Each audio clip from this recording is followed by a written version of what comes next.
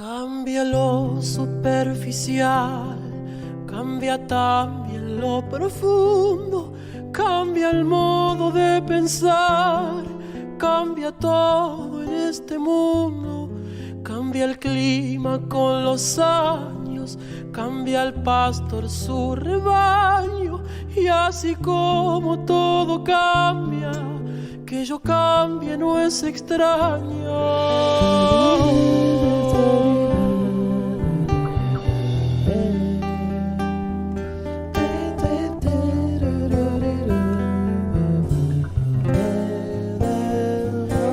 Cambia el más fino brillante, de mano en mano su brillo, cambia el nido el pajarillo, cambia el sentir un amante, cambia el rumbo el caminante, aunque esto le cause daño, y así como todo cambia, que yo cambie no es extraño. Cambia, todo cambia. Cambia, todo cambia. Y todo cambia. Todo cambia. Cambia, todo cambia. Tan difíciles como los que estamos viviendo, nos llegan mensajes de ánimo y actitud positiva que alivian un poco nuestras inquietudes, pero es común que volvamos a sentirnos preocupados, desalentados y hasta angustiados por el futuro. Quisiéramos creer que todo va a estar mejor, con tan solo pensarlo, pero no es fácil a veces ni imaginar qué pasará en un futuro cercano. ¿Qué podemos hacer entonces para lograr enfrentar mejor esta situación difícil que estamos pasando? De forma muy breve les propongo que recordemos una historia. Entre los años de 1941 y 1945 sucedió una catástrofe mundial sin igual hasta la fecha, conocida como el Holocausto. Los judíos le llamaban en hebreo la catástrofe, y los alemanes nazis que causaron y apoyaron este episodio de muerte lo llamaban la solución final de la cuestión judía. Cada quien puede nombrar de diferentes formas un mismo acontecimiento al ser vivido desde diferentes lugares de la vida.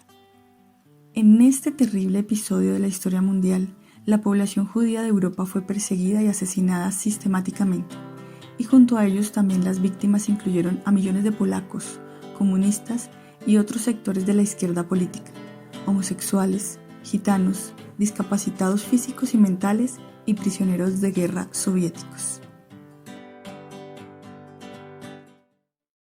Or Hadash al Zion Tair, Or Hadash al Zion Tair, Or Hadash al Zion Tair, Or Hadash al Zion Tair. Yo me llamo Norbert Feijer, tengo 87 años.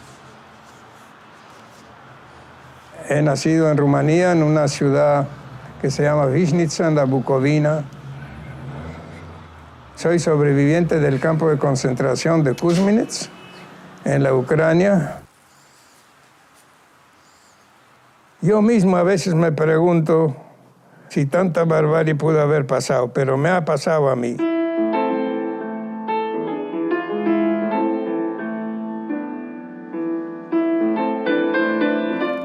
Nosotros teníamos 2 caballos y una vaca lechera, y eso era más o menos un buen estatus. Mi papá era un comerciante que comerciaba ganado. En el año 1941, cuando salieron los rusos y volvieron los rumanos, un día nos dijeron que tenemos 24 horas para recoger todo lo que podemos llevar. Y nos mandaron al campo de concentración que quedaba en la Ucrania, a 1000 kilómetros de donde era nuestra casa. En ese campo de concentración éramos como 500 personas.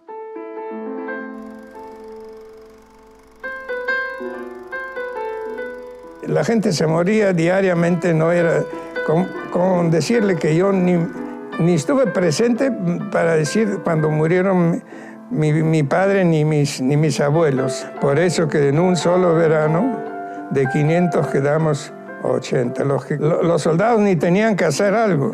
Se mantenían lejos y veía cómo nosotros estábamos cargando, nos habían dejado un sitio para enterrar a los muertos. Toda la gente estaba, era puro nervios. Usted estaba pensando en qué momento lo van a matar. Mi primo era parte de una familia donde estaba mi abuela, mi tía, mi tío, y tenían 8 hijos. Cuando los rusos salieron el año 41 y entraron los rumanos, había como 3, 4 días que eso era tierra de nadie. Y los antisemitas aprovecharon para matar a todos los judíos que pudieron. Entraron a la casa de mi abuela e hicieron salir a toda la familia. Eran 11. Todos salieron al frente en el patio y él era el único, era el último, salió por la puerta falsa y subió a un árbol. Y ahí vi cómo mataron a todos los 10, a todos. A su hermano todavía lo escuchaba gemir, pero no pudo bajar porque ahí estaban ellos haciendo guardia y los remataron a todos. Mi mamá sabía cómo trabajar la tierra. Ella trabajaba todo el día de sol a sol y en la noche le daban una jarra con sopa para llevar a sus hijos.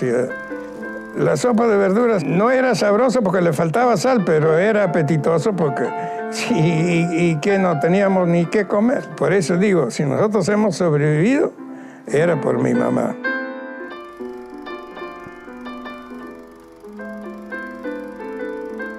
Mi mamá y mi hermano y yo sobrevivimos. Y el 21 de marzo de 1944 nos liberaron los rusos. Vino un solo oficial en un caballito medio que tembleque y dijo, de ahora en adelante ya están libres, regrésese a su casa, por ahí va a pasar el tren como pueda.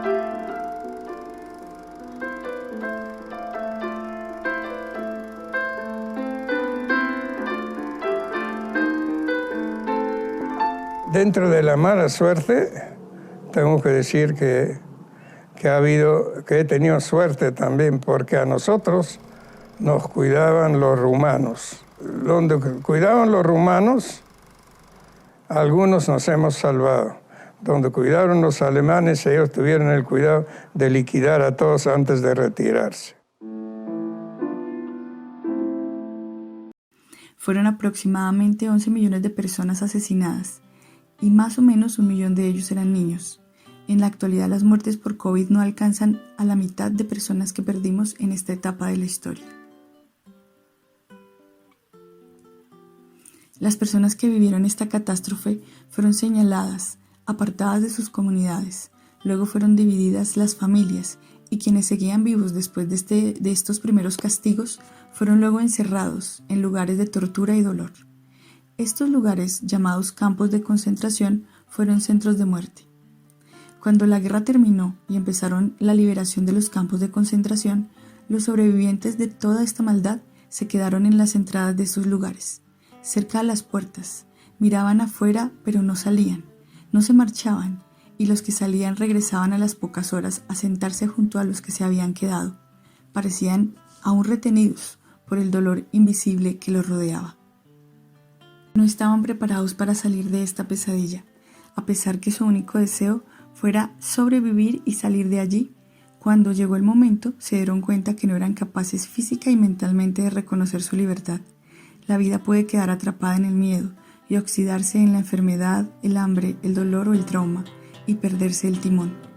Podemos llegar a olvidar quiénes éramos al salir de un tiempo de crisis. Es posible que a un paso de ser libres de nuevo, ni siquiera lograran imaginar qué podría pasar un par de horas hacia adelante. Ninguna frase bonita les ayudaría. ¿Cómo lograron seguir adelante los sobrevivientes? Una situación crítica no termina cuando todo problema desaparece. Solo podemos llegar al final cuando volvemos a asumir el rumbo de nuestras vidas, cuando reconocemos que muchas cosas deben volver a cambiar y aquellas formas de sobrevivir que la amenaza nos llevó a realizar también cambiarán, dando paso a otra organización que la vida traerá de forma inevitable, porque la vida es movimiento y cambio. El COVID no es una guerra entre personas, es una amenaza viral que a todos nos pone en riesgo. Muchos han perdido la vida durante este tiempo, a pesar de que nos guardamos, nos cuidamos e intentamos hacer todo lo posible para no contagiarnos. Muchos ya han pasado por la enfermedad y ahora deben seguir adelante con las secuelas del contagio. Este tiempo de la crisis del COVID a muchos les quitó a sus seres queridos. Les dejó sin trabajo, sin educación presencial, sin casa, sin pareja, sin familia, sin vitalidad. 15 meses después del inicio de la pandemia, sabemos un poco más de su composición, su forma de expandirse, sus síntomas, y ya existen vacunas que reducen el riesgo a morir o a enfermar de manera crítica en casos de contagio. Al parecer, estamos empezando el camino a la puerta de salida de estos tiempos de dolor, pero como muchos otros humanos de tiempos pasados en los campos de concentración nazi, al llegar a la puerta encontraremos que el mundo no será el mismo. Tal vez nuestras familias ya no estén completas. Conseguir trabajo o mantenerlo no es tan fácil. Ya no aprendo igual y me cuesta más concentrarme. Aún los tapabocas nos acompañarán por un tiempo y no será tan simple volver a reunirnos e interactuar como antes ocurría. Y ahora nos piden volver a salir de casa y aprender a enfrentar el miedo al contagio, porque algo es seguro, los virus y las guerras pueden reaparecer en cualquier momento, si el ser humano sigue descuidando la forma en la que vive.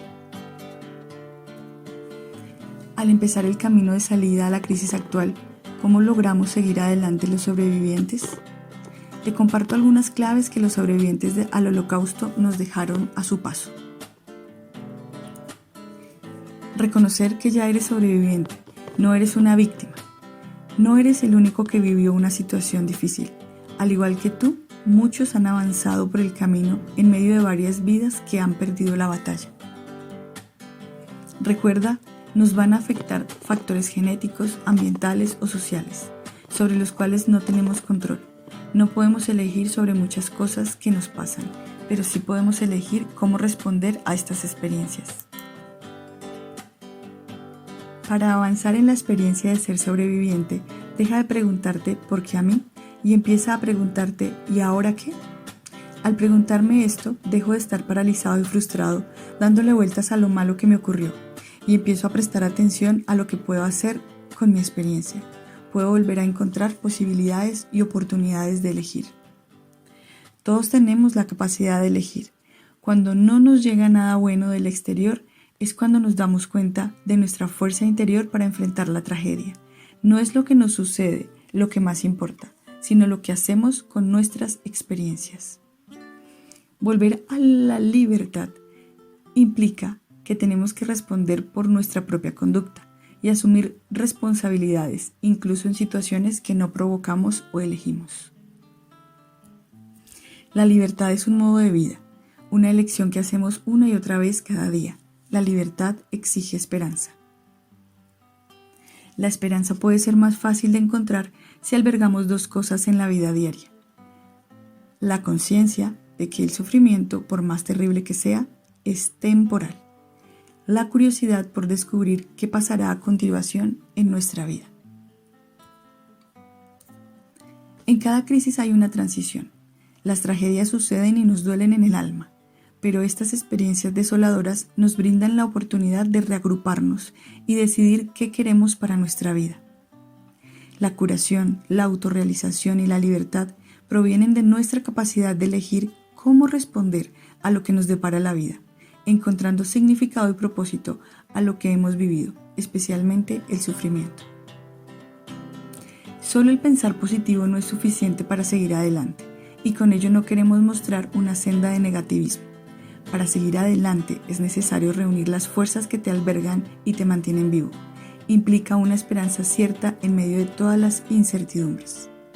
Al hombre se le puede arrebatar todo salvo una cosa, la última de las libertades humanas, la elección de la actitud personal que debe adoptar ante un conjunto de circunstancias. para decidir su propio camino. Sigamos caminando en conciencia de nuestra condición de sobrevivientes. Aprendamos a soltarnos en confianza de aquellas situaciones, pensamientos o sentimientos que nos restan libertad. Recuerda, todo cambia, pero no cambia el amor. Él siempre nos espera al final del dolor, en la sonrisa de quienes siguen inspirando nuestros días. Aquí también se incluye tu propia sonrisa. Cambia el sol en su carrera cuando la noche subsiste, cambia la planta y se viste de verde la primavera, cambia el pelaje la fiera, cambia el cabello el anciano, y así como todo cambia, que yo cambie no es extraño. La, la, la, la, la, la, la, la, la, la, la.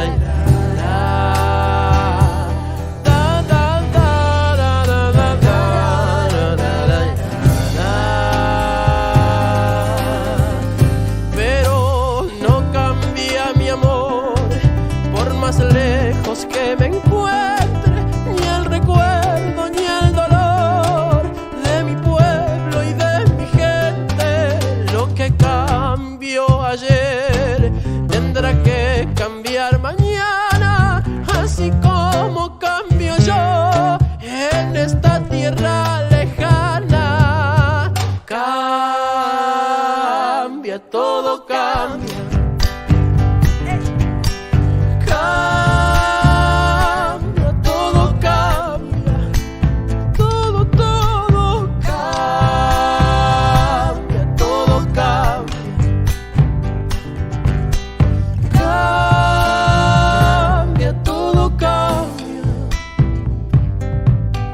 God.